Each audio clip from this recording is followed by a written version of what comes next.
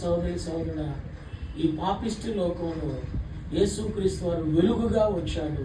ఆ వెలుగు మనం పొందాలి అంటే మన కన్ను చెడిపోకుండా చూసుకోవాలి.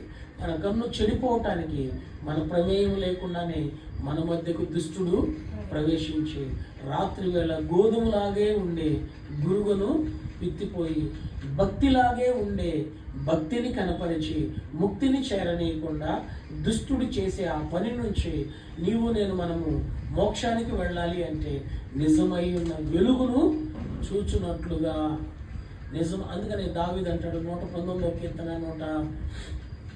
135లో అనుకుంటా, రాత్రి జాములు కాక మునిపే నా కన్నులను తెలుగు చేయము, నీ వాక్యము నా పాదములకు దీపము, ఆయన త్రోవకు వెలుగు.